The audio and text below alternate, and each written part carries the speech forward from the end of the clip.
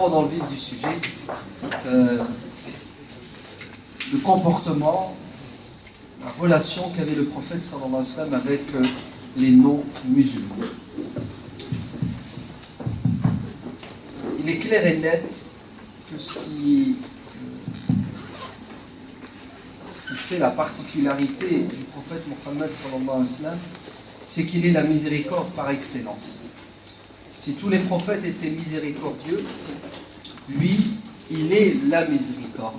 Puisqu'il dit dans le hadith authentique, Innama ana rahmatun lil-alamin. Je suis une miséricorde offerte par Dieu à toute l'humanité.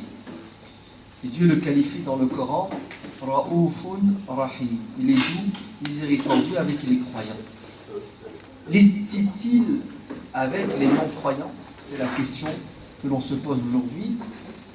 Question fondamentale parce que dans l'inconscient, et même le conscient de certains musulmans, la miséricorde du prophète, d'après eux, était uniquement réservée à ceux qui ont répondu à son message, c'est-à-dire les croyants, les musulmans. Quant aux autres, malheur à eux, puisqu'ils sont des infidèles, des mécréants, n'est-ce pas, et que leur dessein, désormais, c'est quoi? C'est les foudres de l'islam et du prophète de l'islam qui doivent s'abattre sur eux. C'est ce que pensent certains musulmans, malheureusement, qui ont reçu une éducation qui tend vers l'extrême. Alors, nous condamnons cette interprétation, cette approche de l'islam, parce que on a tous appris que Dieu était miséricordieux et que Dieu a créé les êtres humains, il les a créés libres, il leur a donné le choix de lui obéir ou de lui désobéir. On se pose tous la question, pourquoi Dieu nous a créés? Il nous a créés parce qu'il est bon. La vie, c'est l'expression de la miséricorde et de la bonté divine. La preuve, on s'y accroche, on l'aime tant la vie. Et s'il y a quelque chose d'extraordinaire au paradis, outre la rencontre avec Dieu, c'est l'éternité, puisqu'on ne connaîtra plus la mort. Ainsi, le fait que Dieu ait créé les êtres humains, c'est un geste de miséricorde de la part de Dieu. Et nous, en tant que croyants, nous n'avons pas entré en conflit avec la volonté de Dieu. Malheureusement, écoutez bien ce que je veux dire, ça va peut-être vous choquer, mais on a eu dans l'histoire de l'islam, de la pensée musulmane, certains savants musulmans qui ont dit, l'ont même écrit, c'est noir sur blanc, on ne peut pas le relier, que le musulman doit combattre le non-musulman parce qu'il n'est pas musulman. Et c'est contradictoire avec les béatas du Coran. C'est même choquant qu'un savant arrive à penser de cette manière, puisque Dieu dans le Coran dit que s'il l'avait voulu, il aurait fait de tous les êtres humains des croyants, c'est-à-dire des musulmans. Ce qui sous-entend que s'il y a des gens qui ne sont pas musulmans, c'est la volonté de Dieu. Alors ces savants ont prétendu que leur mission sur terre était de combattre ceux qui ne voulaient pas croire en Dieu, alors que Dieu lui-même ne les combat pas. Dieu les a créés, Dieu les nourrit, leur donne à boire, à manger, leur donne la vie, leur donne même le bonheur, n'est-ce pas? Ce qui ne veut pas dire qu'il ne les jugera pas dans le delà, il nous jugera tous. Et malgré cela, on a eu, alors, est-ce qu'on a encore aujourd'hui, on va être honnête, oui, il y a encore aujourd'hui des musulmans qui pensent comme ça. Ils sont peu nombreux, ne vous inquiétez pas. Ils sont très peu nombreux, Dieu merci, ils n'ont pas le pouvoir, ils ne l'auront jamais. La majorité des musulmans, des savants musulmans, sont fidèles à la lettre du Coran, de la Sunna, qui nous enseigne que la pluralité, la diversité, c'est la volonté de Dieu, c'est même l'expression de la grandeur et de la beauté de Dieu. C'est un signe, c'est un miracle. Et parmi les signes qui prouvent l'existence de Dieu, c'est qu'il nous a créés différents. Différents en apparence, physiquement, mais aussi différents intellectuellement et spirituellement. Donc, le message de l'islam est un message d'ouverture, de tolérance, de miséricorde. C'est pour cela, l'autre pour nous n'est pas un ennemi. Et c'est un ami. Que dis-je? Excusez-moi. C'est un frère en humanité, comme le Coran nous l'a enseigné, puisque nous sommes tous frères et sœurs, puisque nous avons les mêmes ancêtres. Nous avons le même père et la même mère. On descend d'Adam et Ève. Donc nous sommes tous des frères et sœurs en humanité. Et notre prophète béni, quand il accomplissait ses 5 prières, le tashahhud, vous savez, cette posture assise dans laquelle nous devons réciter certaines choses, à un moment donné, il a une invocation qui est la suivante. Et j'atteste, ô Seigneur, que toutes tes créatures sont frères et sœurs. Hakada il dit, wa ashhadu, il atteste, et le prophète témoigne dans ses prières que tous les êtres humains, quelles que soient leurs différences et leurs divergences, restent soudés, ils ont un tronc commun, ce sont des frères. D'ailleurs, c'est ce que Dieu dit dans le Coran, quand il parle des prophètes qu'il envoie à leur peuple. Wa ila 'ad akhahum salih. Allez, Dieu a envoyé au peuple de 'Ad leur frère Salih. Non, c'est Thamoud. Wa ila Thamoud akhahum salih. Wa ila Hud. Wa ila 'Ad akhahum Hud. Il a envoyé au peuple de 'Ad leur frère Hud. Et vous savez tous que Hud était un prophète et son peuple n'était pas croyant. Salih était un prophète et son peuple n'était pas croyant. Mais Dieu qualifie Hud, qualifie Salih, qualifie Madian, tous ces prophètes de frères. Frères en humanité, c'est leurs concitoyens. Donc ces barrières, vous savez, qui existent malheureusement sur Terre aujourd'hui, qui veulent éloigner les humains les uns des autres, sont à détruire. La première des barrières, c'est celle-ci, le racisme. Puisque nous sommes tous frères et sœurs, nous ne pouvons pas condamner et rejeter l'autre parce qu'il est différent de nous physiquement, car primo, il n'y est pour rien, c'est Dieu qui nous a créés, qui nous a mis en peinture, n'est-ce pas? Secondo, nous avons le même père et la même mère. Et tertio, notre prophète alayhi salam a dit, point de différence entre un arabe et un non-arabe, entre un blanc et un noir. Vous êtes tous égaux devant Dieu, le meilleur parmi vous sera le plus pieux, le plus sage, le plus honnête, etc. etc. Donc notre prophète alayhi salam n'était pas raciste et n'a pas enseigné le racisme, au contraire. Il a dit et il a condamné cette chose qui dégage une odeur nauséabonde. Comme ça qu'il a appelé le racisme. Il sent mauvais. Nadim. Ça sent mauvais le racisme. C'est pas bon, c'est pas bon. Il faut le rejeter. Et malheureusement, pour être encore honnête, les musulmans sont atteints de cette maladie, non? Il y a du racisme. Alors, je ne vous parle pas vis-à-vis des autres communautés, mais même entre nous, entre musulmans. Entre nous, il y a des frontières qui sont là et qui pèsent dans la communauté et qui font des dégâts. Il y a certains savants malékites dans le Maghreb qui ont stipulé que parmi les conditions que doit remplir l'imam, c'est quoi? C'est qu'il doit être de la bonne couleur. Alors comme ils étaient blancs, l'imam doit être blanc. C'est écrit dans les livres, c'est pas... Et on doit condamner, on doit dire c'est pas normal, c'est pas possible. Comment ils ont dire une telle bêtise alors que Bilal radiallahu anhu, qui ne loue pas Bilal, le prophète lui-même l'a loué puisqu'il a dit qu'il était au paradis, bien entendu, Bilal marchait au paradis. Donc l'autre est notre frère, l'autre est notre égal. Le physique est secondaire.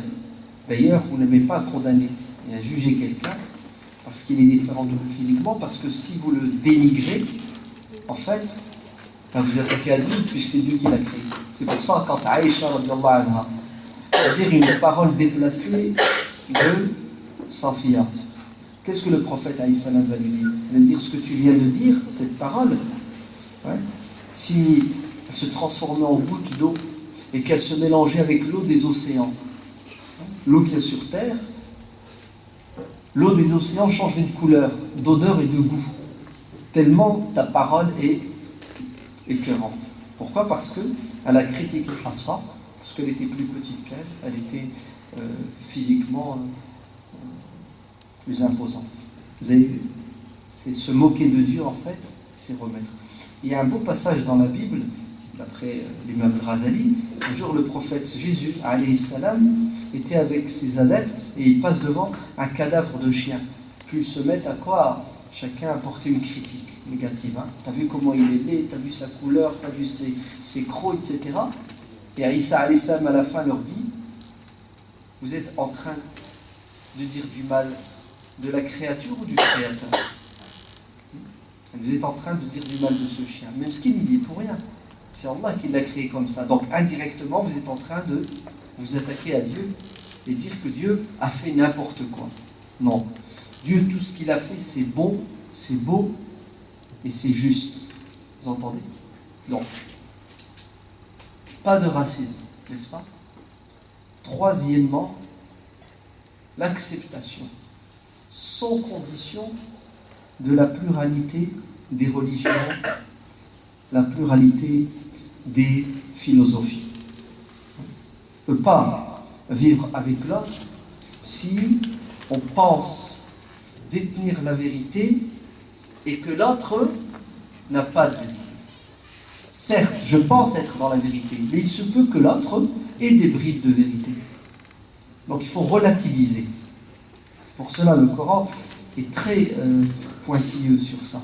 Il appelle les gens du livre les gens du livre. Il les appelle pas des mécréants. Bien que, dans l'absolu, nous musulmans, nous croyons que les gens du livre ne sont pas musulmans et qu'ils ne détiennent pas toute la vérité. Mais Dieu ne les taxe pas de mécréants, parce qu'ils croient en certaines choses qui sont véridiques. Et nous, d'ailleurs, nous croyons en ces choses-là. Donc, la vérité, nous n'avons pas le monopole. Nous n'en avons pas le monopole. Ouais. Et nous devons tendre l'oreille et écouter l'autre. Et faire le pas vers l'autre pour découvrir justement sa vérité. Si on est imbu de notre personne, automatiquement, nous allons tomber dans la dictature de la pensée et nous allons vouloir imposer notre religion, notre vision du monde. Et ça, pour une fois, on peut dire alhamdoulilah, les musulmans ne l'ont jamais fait. Il n'y a jamais eu une politique de domination et d'inquisition. Les musulmans n'ont pas cherché à imposer la religion à quiconque. Pourquoi? Parce que les versets du Coran sont nombreux qui disent que point de contrainte à religion, que celui qui veut bien croire qu'il croit, et que celui qui ne veut pas croire, qu'il ne croit pas, il est libre. Et c'est Dieu qui jugera les êtres humains, qui les récompensera. Donc, l'autre a le droit d'exister, l'autre a le droit de penser, l'autre a le droit de croire différemment, l'autre a le droit de pratiquer sa religion. Le jugement, il n'est pas sur terre, il est dans l'au-delà. Et qui c'est qui punit, qui récompense? C'est pas moi, c'est Dieu. C'est pour cela, qu'est-ce que dit le Coran? Laoula daf'ullahi an-nas ba'dahum bi ba'd. Regardez la volonté de Dieu. C'est que sur terre, il y ait des églises, des synagogues, des temples et des mosquées. Et Dieu veut que toutes ces composantes vivent ensemble dans la paix et la tolérance. Et Dieu veut surtout, et c'est très important, que rien de tout cela ne disparaisse. La preuve, vous savez ce qu'il dit? Il dit que la volonté de Dieu sur terre, c'est que les gens vivent, s'acceptent mutuellement, et que vous, musulmans, vous protégiez, non pas vos lieux de culte, enfin, ça coule de soi, c'est évident, mais vous devez protéger les lieux de culte de qui? Des autres communautés. Oui. Le verset du Coran, il est clair. Le musulman a une mission qui est de protéger les lieux de culte de toutes les communautés. Pourquoi? Parce que c'est la volonté de Dieu. Et on est quoi? On est conforme à la volonté de Dieu. Donc, la tolérance, l'acceptation de l'autre. Alors, je suis obligé d'aller vite, je peux donner plein d'exemples, mais on m'a dit qu'il ne fallait pas que je dépasse les 30 minutes. Une fois qu'on considère l'autre comme un être humain à part entière. Et là, le hadith, il est trop fort. Un jour, le prophète alayhi salam était avec ses compagnons et il assiste à quoi? Un enterrement. Il voit des juifs qui prennent un de leurs coreligionnaires pour l'emmener, pour l'enterrer. Et le prophète s'est mis debout pour saluer, par respect. Et un compagnon qui lui dit: prophète, il n'est pas musulman. Pourquoi tout ce respect? Et le prophète lui dira: c'est un être humain. Il y a nafs. Une autre version du hadith dit que le prophète restera debout jusqu'à ce qu'il ne voit plus le corps de la personne. Et on a un autre compagnon, qui s'appelle Sahl ibn Hunayf, qui était en campagne militaire, et il a fait la même chose. Et les nouveaux convertis ont été choqués. Ils ont dit: tu voues du respect à cet homme qui n'est pas musulman, ce défunt qui n'est pas musulman? Il a dit: c'est ce que le prophète alayhi salam nous a enseigné. Respecter la vie humaine, respecter l'autre. Donc, l'être humain, il a de la valeur aux yeux de Dieu, quelle que soit sa croyance. وَلَقَدْ كَرَّمْنَا بَنِي آدَمَ. L'être humain est noble, c'est pas un animal, c'est pas un sous-homme, c'est pas un quart d'homme. Nous avons tous la même âme. Et là, elle vient de qui? Elle vient de Dieu, n'est-ce pas?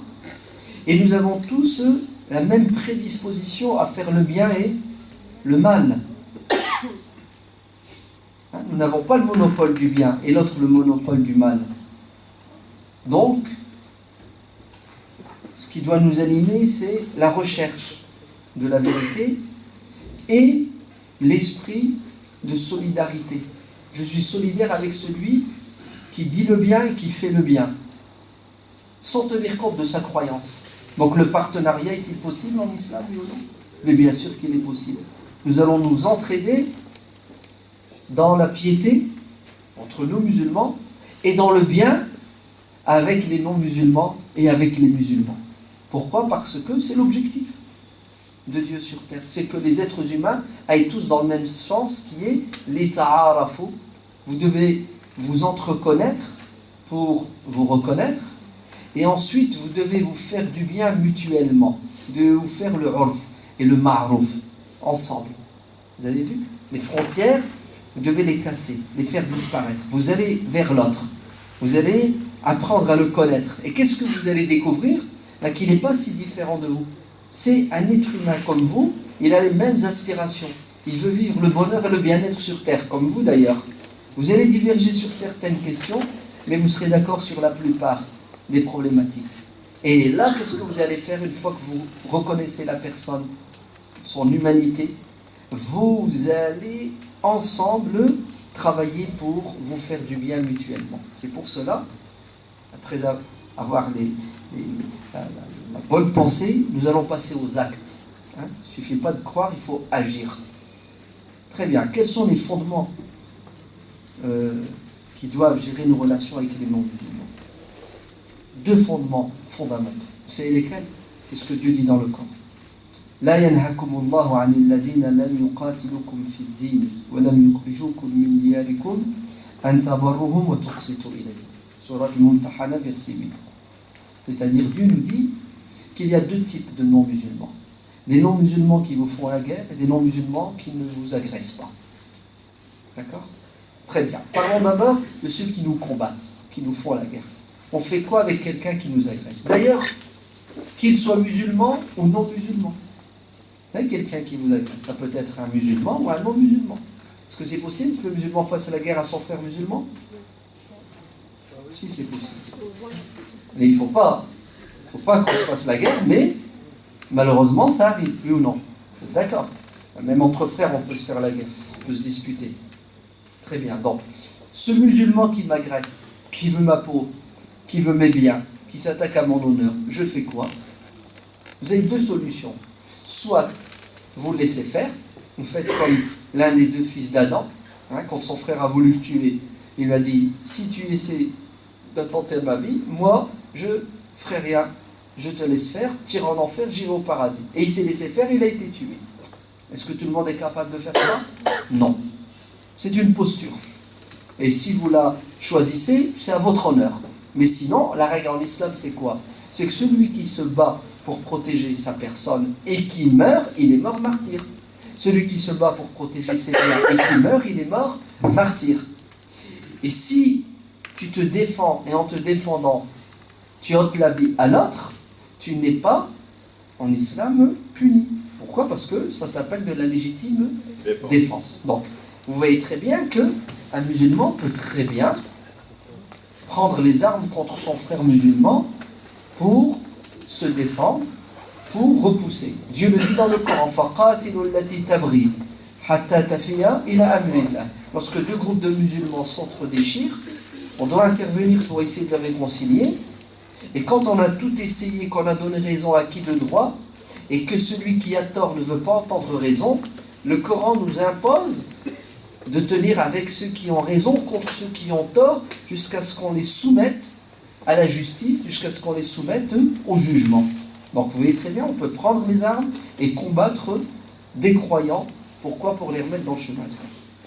Le non-croyant qui me combat, même logique, légitime défense. Je suis un être humain, j'ai des nerfs, hein, tu me touches, ça me fait mal, hein, c'est une réaction, c'est indépendant de ma volonté, je me défends. Hein, Dieu dit dans le Coran, وَقَاتِلُوا الَّذِينَ يُقَاتِلُونَكُمْ. Combattez ceux qui vous combattent. Mais attendez, il y a un art de combattre. وَلَا تَعْتَدُوا. Ne commettez pas d'exaction. C'est ça? C'est-à-dire, même la guerre, elle est codifiée en islam. Donc tu combats ceux qui te combattent ne te combattent pas, tu les combats? Tu n'as pas à les combattre. Puisque Dieu te dit, ceux qui te combattent, quand tu prends les armes pour les repousser, tu dois être juste. Tu ne dois pas aller plus loin. La preuve, si jamais ils baissent leur garde, ils décident d'arrêter, tu fais quoi? Tu les pourchasses? Tu les élimines? Non, le Coran dit وَإِنْ جَنَاحُوا لِلسَّلْمِ فَاجْنَحْ لَهَا وَتَوَكَّلْ عَلَى اللَّهِ. C'est-à-dire ton ennemi, musulman ou pas musulman, mais on est en train de parler des non-musulmans. Donc tes ennemis non-musulmans qui t'agressent, tu dois les repousser sans commettre toi-même d'agression, donc d'injustice. Et si jamais ils décident d'arrêter, alors que ce sont eux qui ont commencé, tu fais quoi? Tu dois arrêter le combat, les hostilités. Parce que l'objectif de l'islam, ce n'est pas les fusions de sang. Bien au contraire, la vie est sacrée aux yeux de Dieu. Et si il décide de faire la paix avec toi, il décide d'arrêter, qu'est-ce que tu fais? Toi aussi tu poses les armes et tu fais la paix. Même si tu as un doute que c'est une arnaque, hein? Il lève le drapeau, on va faire la paix, tu as peur. Dieu te dit, tu fais la paix, wa tawakkal ala Allah. Ouais, et place confiance en Dieu. C'est-à-dire, fais la paix, tu fais attention, tu ne te laisses pas avoir. Donc vous voyez que nos relations avec nos ennemis sont codifiées par des principes fondamentaux de justice, d'équité et de paix. Ouais. Le prophète sallallahu alayhi wa sallam dit dans un hadith, il y a un homme qui me dit au prophète, si je suis agressé par quelqu'un, je me défends et il me donne un coup d'épée, il me tranche la main. Hein, je perds ma main. Ensuite, je prends le dessus sur lui et à ce moment-là, qu'est-ce qu'il fait? Il se convertit à l'islam. Je fais quoi? Je me venge. Il m'a coupé la main quand même partout, la mal au centre, je coupe sa main et le prophète lui dit non. Il est devenu musulman. Tu n'as plus à quoi? À le combattre. Il dit, mais il m'a coupé ma main. Je ne vais quand même pas le laisser partir comme ça, uniquement parce qu'il a dit la shahada. C'est peut-être une arnaque. Hein, c'est peut-être une manière de quoi? D'éviter la mort. Hein, il veut se dérober. Le prophète lui dit non. Tu arrêtes les hostilités. Il dit prophète, c'est un arnaqueur, c'est un menteur, c'est pas vrai. C'est le joker. La ilaha illallah, je suis musulman, tu ne peux plus rien faire. Le prophète lui dit, si jamais tu le frappes, tu lui donnes un coup d'épée, tu lui coupes la main, alors tu prends sa place avant qu'il ne devienne musulman. C'est-à-dire, toi, tu deviens mécréant. Et c'est le hadith aussi de qui? Oussama. Hein, Oussama qui était au champ de bataille, et à un moment donné, il lève l'épée pour tuer son ennemi, l'ennemi lui dit, la ilaha illallah, Muhammad Rasulullah. Donc tu ne peux plus rien faire, je suis musulman. Et Oussama le tue quand même. Vous savez pourquoi il l'a tué? Parce qu'il a dit, tu ne vas pas me la faire à l'envers. Je sais très bien que tu te moques de moi, tu ne te convertis pas sincèrement à l'islam. Et quand il ira raconter ça au prophète, le prophète lui dira, qu'est-ce que tu feras le jour de la résurrection quand cette parole viendra témoigner contre toi? Elle n'était pas claire, Ya Oussama. Parce que tu n'as pas compris c'est quoi l'objectif. L'objectif, c'était de repousser l'ennemi, ouais, et non pas de l'éliminer. La preuve, il est devenu musulman. Sincèrement ou non, ça ne te regarde pas. On n'a pas le pouvoir de sonder les cœurs. Ce qui compte, c'est que les hostilités s'arrêtent. Qu'elles s'arrêtent parce que l'ennemi lève le drapeau et décide de faire la paix, ou qu'elles s'arrêtent parce que l'ennemi nous trompe en disant la ilaha illallah, peu importe. Hein? Notre religion n'a pas comme objectif de verser le sang, d'éliminer les autres. Sinon Dieu les aurait éliminés lui-même, les non-croyants. Il leur coupe la nourriture, l'oxygène, et puis tout le monde meurt, et il reste des croyants sur terre. Donc, on a deux types de non-croyants, des gens injustes, qui prennent les armes et qui veulent ton argent, tes biens, qui veulent ta demeure, qui veulent ton honneur. L'islam dit que celui qui te met le gifle à droite, tu ne lui tends pas la gauche. Surtout pas. Parce qu'il va t'en mettre une deuxième à gauche, après il va passer à ton voisin et au voisin de ton voisin. Le mal, il faut l'arrêter. L'injuste, il faut le freiner dans son élan. Vous entendez? Voilà, c'est une religion pragmatique. Ok, peace and love, tu mets ça de côté, ou tu l'utilises avec ceux qui sont effectivement pleins de love et de peace. Mais celui qui a des armes et qui veut ta peau, tu as intérêt de te défendre et de le repousser. Logique ou pas logique? Non, attendez, vous dites c'est logique. Oui, mais alors pourquoi est-ce qu'on reproche à certains peuples musulmans de prendre les armes contre les envahisseurs et les colons? Les talibans sont des terroristes islamistes, fondamentalistes et tout ce que vous voulez, des monstres. Alors que ce que font les talibans, c'est ce qu'ont fait les résistants 39-45. En France. C'est ce qu'a fait Jean Moulin quand il a pris les armes pour repousser les Allemands. Non mais, quand le musulman se défend, il devient un terroriste.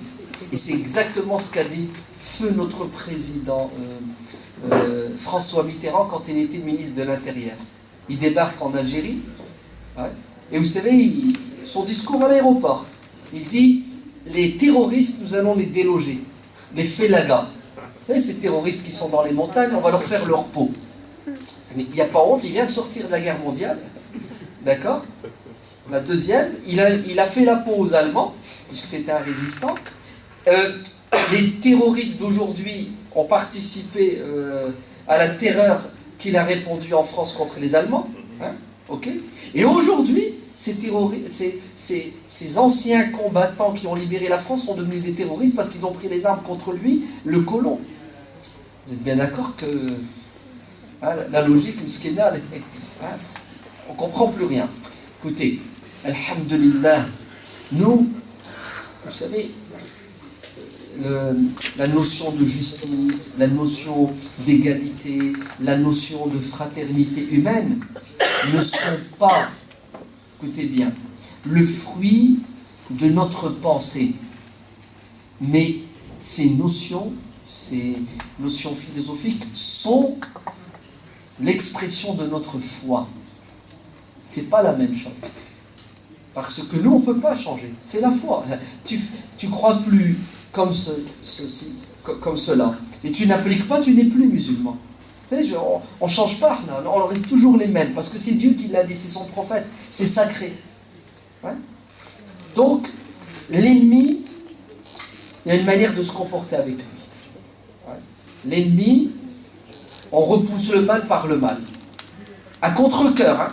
Attention, ne croyez pas que les musulmans vont à la guerre avec le sourire, ils ont envie de mourir, ils ont envie d'aller au paradis pour 70 vierges. Vous savez comme ils veulent nous le faire croire, c'est faux. Dieu dit dans le Coran, Kutiba alaykumul qital wa huwa kurhun lakum. C'est moi Dieu qui vous dit de combattre celui qui vous combat, et vous allez le faire à contre-cœur. Et le musulman le fait malgré lui. Et je crois qu'on est tous normalement constitués, on n'a pas envie de mourir quand même. Hein. Je sais pas, non. Vous n'avez pas envie de vivre. Ouais. Alors là, si vous avez une femme et des enfants, vous avez envie de vivre éternellement. Parce qu'on est accroché à ce qu'on aime. Hein. Et la mort, c'est quoi? La mort, c'est une séparation brutale. Donc, voilà comment le musulman se comporte avec le non-musulman. belliqueux, on reste dans la justice, ouais, et on repousse le mal, et on ne commet pas d'agression, on ne tombe pas dans l'injustice. Maintenant, le reste des non-musulmans, qui sont d'ailleurs la majorité, qui n'ont pas de problème avec toi. Tu te comportes comment avec eux? Regardez ce que le Coran dit. Primo, al-qist, tu es juste. Tu dois être juste. D'ailleurs, le Coran nous dit même d'être juste avec l'ennemi. وَلَا يَجْرِمَنَّكُمْ شَنَاءَ قَوْمٍ عَلَىٰ أَلَّا تَعْدِلُوا اعْدِلُوا هُوَ أَقْرَبُ لِلتَّقْوَى. Que l'aversion, l'animosité, la haine que tu as envers tes ennemis ne te pousse pas à être injuste envers eux. Sois juste, c'est une preuve de piété. C'est-à-dire le musulman pieux reste juste même avec son ennemi. Alors qu'est-ce que vous pensez de celui qui n'est pas votre ennemi? Vous allez être injuste envers lui? Vous n'avez pas le droit. Le prophète sallallahu alayhi wa sallam, écoutez bien, il a dit dans un hadith authentique rapporté par l'imam Ahmad, celui qui s'attaque à un non-musulman, qui vit avec les musulmans, qui s'attaque à sa vie, ouais, commet une injustice envers lui. Vous savez c'est quoi son devenir? Il n'entrera pas au paradis. Dans un autre hadith, il ne sentira pas l'odeur du paradis, alors que l'odeur du paradis se sent à 40 années de marche, 70 années de marche. Vous vous rendez compte? Un non-croyant qui vit parmi les musulmans est sous la protection de Dieu, de son prophète et de la communauté. Et celui qui l'agresse s'attaque à Dieu, au prophète. D'ailleurs, le prophète lui-même dit, celui qui s'adresse à un dhimmi, il y en a qui sont allergiques à cette appellation de zimmi. Ouais. Parce que ils l'ont traduite, ouais, cette notion de zimmi, volontairement, de manière fausse, pour jeter sur cette conception de zimmi l'anathème. En fait, vous savez ce que ça veut dire zimmi? Celui qui est protégé, celui qui est sous la protection de. Alors il est sous la protection de qui? De Dieu, de son prophète. C'est-à-dire, moi qui suis croyant, je n'ai pas le droit de l'agresser parce que Dieu me l'interdit. Même si j'ai envie, je ne peux pas. Sinon, je vais me retrouver face à qui? Face à Dieu. Le prophète Aïssa m'a dit, celui qui s'attaque à un zimmi, Ana hajijuhu yawm al-qiyamah. Il me trouvera face à lui le jour de la résurrection. Je ne serai pas son avocat. Au contraire, je serai l'avocat de qui? De l'opprimé, quelle que soit sa religion et sa croyance. Talha ibn Ubaydillah a été envoyé par le prophète pour récolter l'impôt que devaient verser les non-musulmans qui vivent dans la société musulmane. Un impôt qui a pour objectif de leur permettre de vivre en sécurité. Parce que les non-musulmans n'avaient pas le droit de participer à l'effort de guerre de protection parce qu'eux ne sont pas musulmans. Très bien. Lorsqu'il arrive chez les juifs de Khaybar, vous savez ce qu'il lui propose? Il lui propose un deal. Ouais. On va te donner moins qu'il ne faut, d'accord, en impôt, tu le remettras au chef de l'État, le prophète alayhi salam, et en contrepartie, un bakshish, un pot de vin. Ça s'appelle de la corruption. Ils ont voulu le corrompre. Vous savez ce qu'il leur a dit? Il leur a dit, je jure par Dieu, écoutez bien, que vous êtes des êtres détestables que je déteste. Ouais. Mais ma haine envers vous ne m'aveuglera pas si bien que je vais devenir injuste avec vous. Vous allez payer ce que vous devez et rien de plus et je prends rien. Donc, ne vous inquiétez pas, je ne vais pas vous exploiter, mais ne cherchez pas non plus à profiter de ma bonté. Regardez comment c'est beau. C'est pas parce que vous êtes mes ennemis, c'est pas parce que vous nous avez fait du tort que je vais quoi? Je vais vous haka. Non. Le musulman reste juste avec tout le monde. Et regardez, toujours pour rester à Khaybar, l'année 7, lorsque le prophète alayhi salam a fait avec eux un contrat, il y a des musulmans, des Ansar, qui vont, Khaybar c'est à peu près 150 km de Médine. Donc ils vont visiter les palmeraies de Khaybar. Et un musulman va se faire assassiner. Abdullah ibn Sa'd. Il se fait assassiner. On le trouve dans une palmeraie, il est tué. Et là, ses frères disent, ce sont les Juifs de Khaybar qui l'ont tué. Logiquement parlant, c'est vrai. Puisque qui d'autre va le tuer? Puisqu'il y avait un groupe de musulmans et il y avait le reste de la population, qui est une population à 100% juive de Khaybar. Il porte plainte auprès du prophète alayhi salam. Le prophète convoque les responsables de la communauté juive de Khaybar. Les Ansar se plaignent, disant: ils ont tué notre frère, nous réclamons la loi du talion. Et le prophète sallallahu alayhi wa sallam de leur dire: vous avez la preuve? Et ce prophète, qui voulez-vous donc d'autres comme criminels si ce n'est ces gens-là? Le prophète dit: il faut une preuve. S'il n'y a pas de preuve, on ne peut pas accuser les gens comme ça. Prophète, on était en groupe, on est les seuls musulmans ici. On n'a pas tué notre frère, ce sont eux qui l'ont tué. Le prophète dit: si vous n'avez pas de preuve, c'est à eux de rejeter l'accusation en jurant. Il suffit qu'ils disent: Wallah, on ne l'a pas tué, et ils sont innocents. Et d'ailleurs, ils sont innocents. Qu'est-ce que disent les Ansar? Ils disent: prophète, mais s'ils jurent, on est perdu, puisque ça ne leur coûte rien de jurer.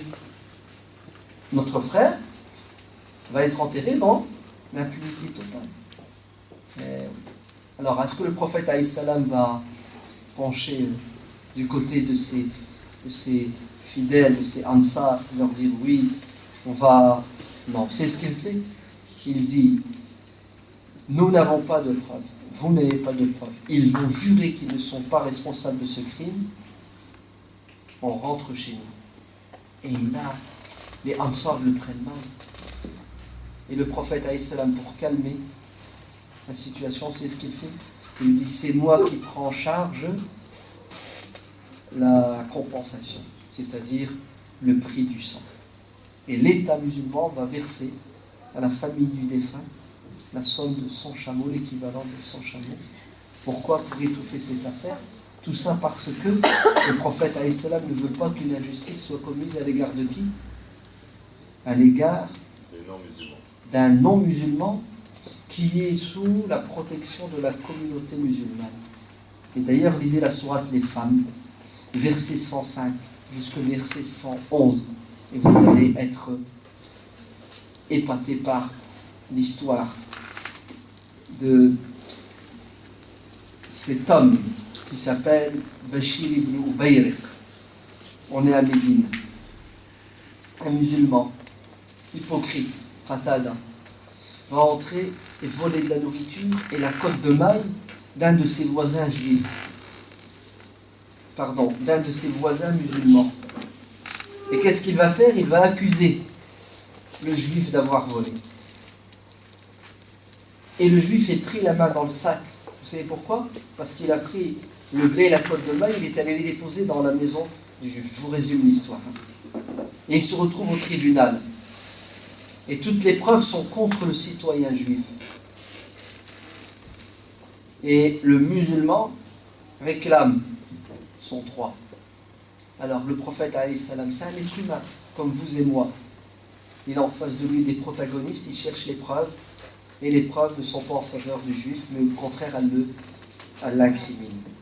Au moment où le prophète alayhi salam veut prononcer la sentence et accuser ce juif qui est coupable d'après les preuves, Dieu le stoppe avec des versets du Coran qui lui disent: et tu ne dois pas te faire l'avocat du diable. C'est-à-dire, ces musulmans t'ont piégé. Ces musulmans sont malhonnêtes. Tu ne dois pas être de leur côté. Ce juif est innocent. Vous vous rendez compte? Des versets du Coran pour innocenter qui?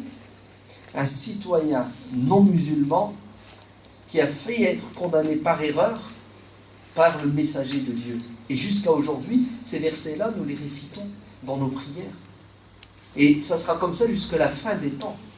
Tout ça pour nous dire que le musulman doit être juste. Avec qui? Avec tous les êtres humains, et j'ai envie de vous dire, en particulier avec les non-musulmans. Parce que si vous les agressez, vous allez attirer la colère de Dieu et de son prophète, et de tout musulman qui doit prendre leur défense. Donc, la justice.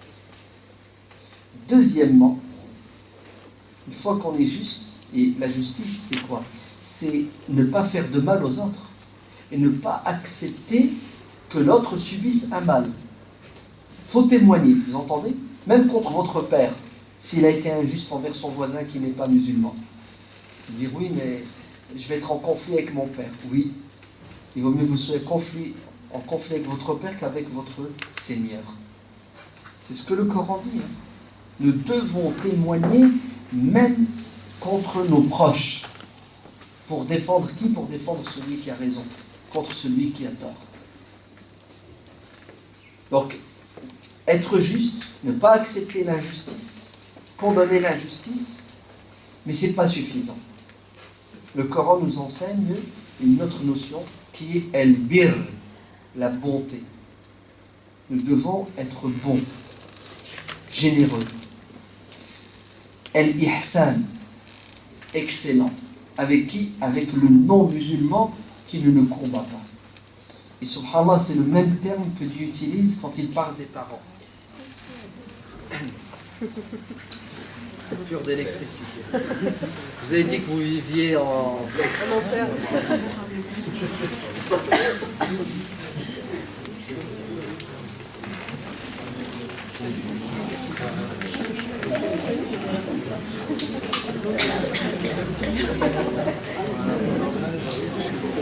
Ça permettra de faire une pause.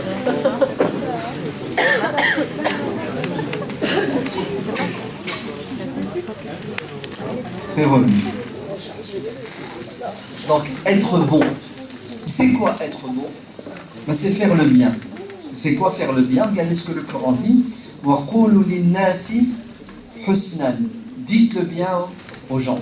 Le prophète sallallahu alayhi wa sallam dit. Non, pas du tout. Non. Non, c'était pas Charles de Gaulle. Charles de Gaulle, il a dit, je vous ai compris. C'est François Mitterrand qui était ministre de l'Intérieur, qui a débarqué à Alger et qui a dit les terroristes fait la gage, je vais leur tirer les oreilles en leur mettant un général, c'est ça, qui va faire les enfumades.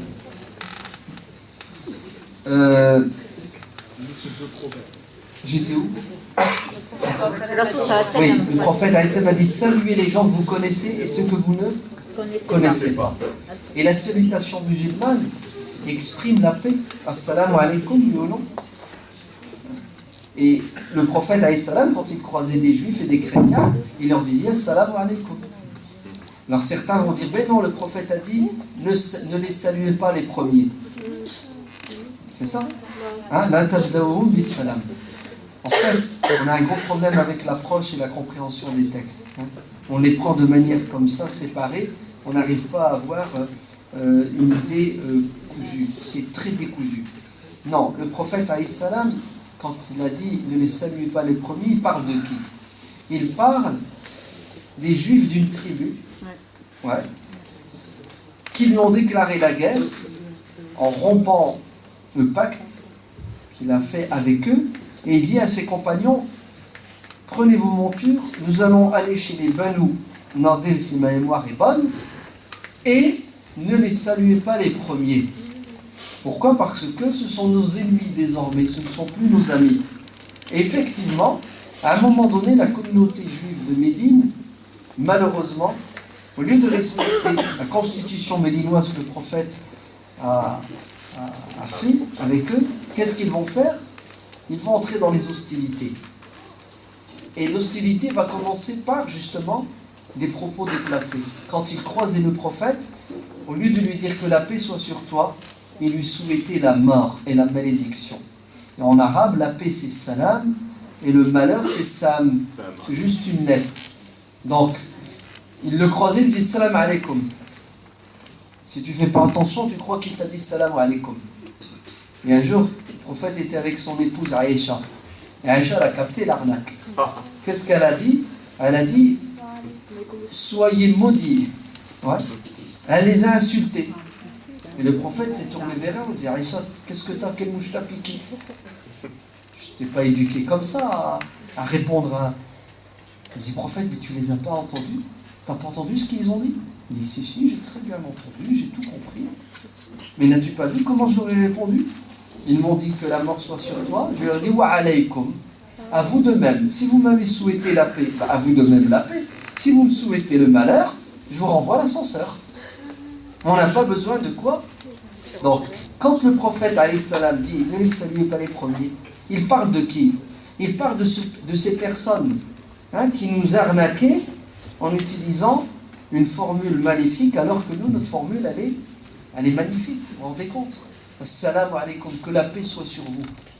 Allez, que Dieu soit avec vous, puisque Dieu, c'est lui-même le salam. Donc, on salue la politesse. Évidemment, le prophète alayhi salam enseigne à Aïcha la politesse avec ceux qui sont impolis, c'est-à-dire ses ennemis. La bonté du prophète alayhi salam. Le prophète avait un employé qui était juif. Il travaillait pour le prophète. Et un jour, il s'est absenté, le prophète a découvert qu'il était tombé malade. Il lui rend visite. Donc le chef de l'État musulman, l'envoyé de Dieu, a un employé, vous avez vu, on n'a pas de problème à commercer, à échanger avec les non-musulmans. Avec les juifs en particulier. Parce que maintenant, on veut faire croire que les musulmans sont antisémites. Ils n'aiment pas les juifs. C'est faux. Notre prophète n'avait rien contre les juifs. Par contre, le prophète, alayhi salam, était quelqu'un de réaliste. Ceux qui le combattaient, qui l'agressaient, ils se défendaient. Ceux qui ne le combattaient pas, il répandait sur eux sa bonté, sa miséricorde. Regardez, il va rendre visite à un malade qui habitait pas loin de chez lui. Et le prophète alayhi salam rentre dans les synagogues, parle avec les rabbins, il parle avec les fidèles, il échange avec eux, il reçoit chez lui les non-musulmans. Aïcha, sa femme, radiyallahu anha, elle dit qu'elle a reçu la visite de 2 vieilles femmes juives. Et quand on reçoit, nous on offre quoi? On offre le thé, on offre le café, avec les gâteaux. Et à la fin, au moment de partir, ces 2 femmes, tellement elles ont été bien reçues, elles ont prié pour Aïcha en lui disant que Dieu te préserve du tourment de la tombe. Elles lui ont fait une dua, qu'Allah te protège des supplices de la tombe.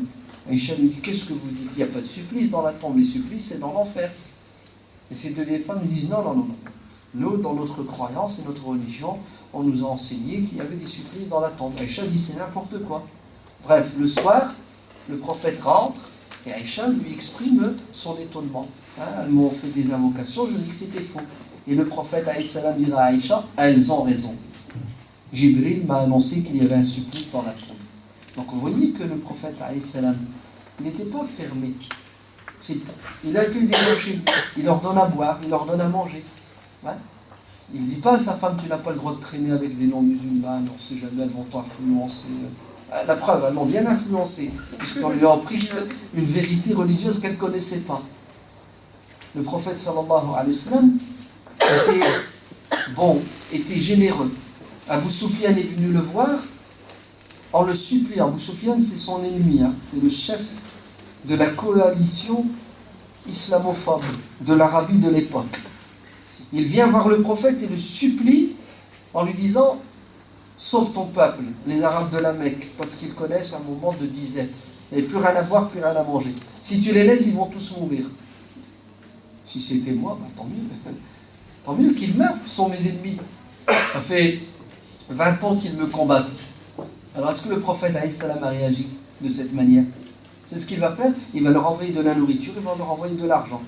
Et ce sont ses ennemis. Ce ne sont pas ses amis, ce sont ses ennemis. Vous vous rendez compte? C'est trop beau. Cet homme, Abu Sufyan, qui l'a combattu avec véhémence, quand il va venir vers le prophète alayhi salam, Omar ibn al-Khattab est heureux. Enfin, voilà l'ennemi de Dieu entre nos mains, on va lui faire ça, sa peau. Al-Abbas prend Abu Sufyan derrière lui sur sa monture et il le ramène dans le camp musulman.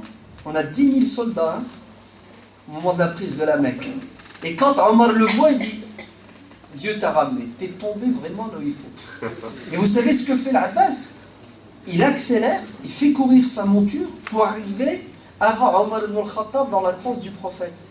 Pour dire au prophète que l'Abbas est sous sa qu'Abou Sofiane est sous sa protection. C'est-à-dire, l'ennemi numéro un des musulmans est sous la protection d'un musulman lambda. Al-Abbas, il croise Abou Sofiane et lui dit, écoute, viens, je vais te mettre sous ma protection et tu n'as rien à craindre. Wallah, le prophète, c'est quelqu'un de bon, de généreux, et il pardonne. Après tout ce qu'il a fait. Omar, il voit ça, il dit, celui-là, on va se le faire aujourd'hui. Et regardez la course entre Omar ibn al-Khattab et l'Abbas. Qui c'est qui est arrivé le premier? L'Abbas. Et quand l'Abbas est arrivé, il a dit, prophète, voilà Abou Sofiane, il est sous ma protection. Omar, il arrive essoufflé, il dit, prophète, voilà Abou Sofiane, donne-moi le feu vert, je vais lui couper sa tête. C'est comme ça que ça s'est passé. Alors le prophète, il a opté pour quoi, à votre avis? La solution de justice de Omar ibn al-Khattab ou la solution de bonté de l'Abbas? Il a dit qu'il est sous notre protection. Son ennemi, vous vous rendez compte? Alors qu'est-ce que vous pensez de ses amis? Asma dit au prophète, ma mère qui n'est pas musulmane a décidé de me rendre visite.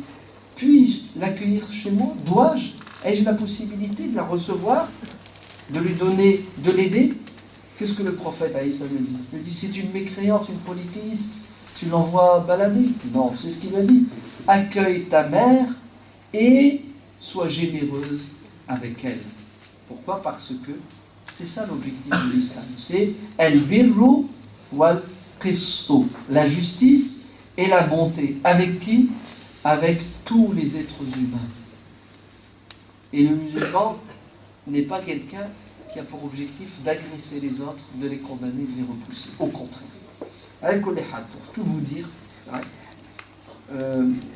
mon plan il est beaucoup plus détaillé, mais on m'a dit de ne pas dépasser 1 heure et de vous laisser le temps de débattre.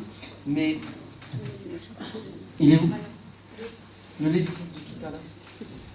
Non, c'est pas celui-là. Celui que tu as... Ouais. Vous savez ce livre-là qui a été traduit? C'est un livre de Raghib al-Sarjali. C'est un médecin égyptien, historien. Magnifique. Super. Je vous le recommande. Non, je ne vous le recommande pas. Je vous demande. Ouais, non, je ne vous demande pas. Je vous impose. Voilà. Bien dit. Ouais. Et ce qui est marrant, c'est que je l'ai dans mon sac, mais en arabe. Ouais. Allah, il est là dans mon sac. Hein. Je le lisais encore ce matin avant de venir. Je le révisais parce que je l'avais déjà lu. Il y a tout dedans. Il est magnifique. Des dizaines d'exemples.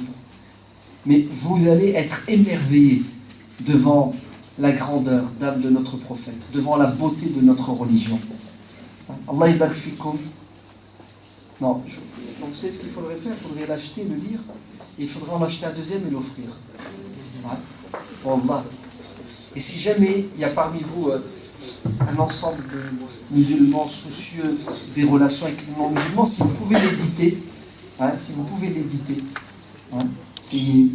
Ma main coupée, le professeur Al-Aref Sejani, il vous donne les droits d'auteur. Vous l'éditez et vous le distribuez, comme a fait un frère qui a écrit un livre qui s'appelle Le prophète Mohammed au-delà des caricatures. Le vrai visage de le vrai visage. Et puis il a été distribué, c'est ça? Allah, ce livre, il faut le distribuer. Ouais. Il faut le distribuer. Bon, peut-être, moi j'aurais mis un autre titre. Moi j'aurais dit le prophète Mohammed alayhi salam et les non-musulmans. Pour que ça intercommunautaire, c'est... ou la miséricorde du prophète envers les non-musulmans. Il est magnifique, il est super. Qu'il devienne votre livre de chevet et distribuez, donnez-le, parce que c'est ça la vérité, les gens. Okay? Et on en a besoin aujourd'hui. Avec tout ce qui se passe, tout ce qui se dit. Je vous raconte une anecdote. Elle date d'un jour, elle est toute fraîche. Regardez. Regardez comment ça se complique dans notre pays. À cause de qui? À cause d'une minorité d'ennemis de l'islam qui veulent faire croire à la majorité des non-musulmans que l'islam c'est une religion guerrière, belliqueuse, qui veut tuer du non-musulman matin, midi et soir.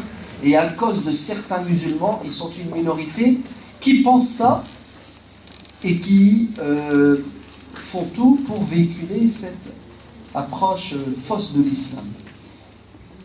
Hier, alors je ne cite pas la ville, une ville en France, chez nous, dans le Nord, les passants découvrent un magasin, c'est une librairie. Hein, donc sur la rue principale de la ville, une librairie. Donc une librairie, normalement, vous mettez quoi sur la vitrine? Des livres. Hein, vous mettez des livres, c'est une librairie. Non, chez les Arabes, la librairie, c'est bazar. Ouais.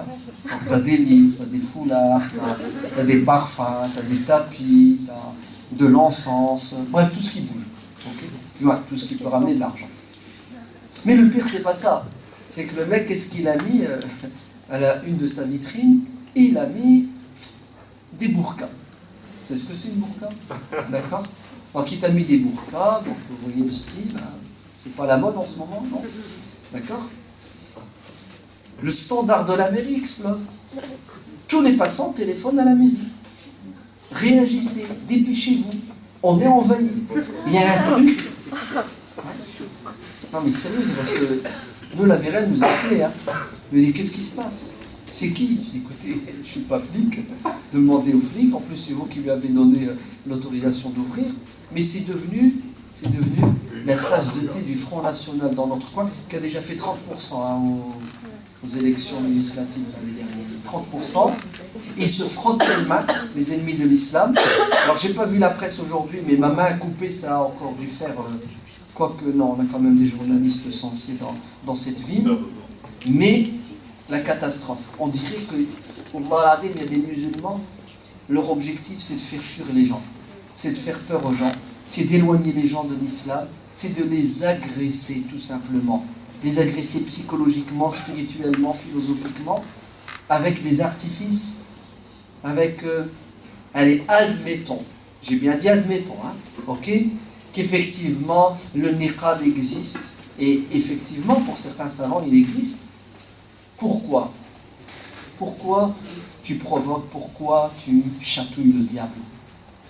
Donc c'est de ce genre de livre dont nous avons besoin sur les vitrines des librairies musulmanes, et non pas des accoutrements qui voilent le vrai visage de l'islam.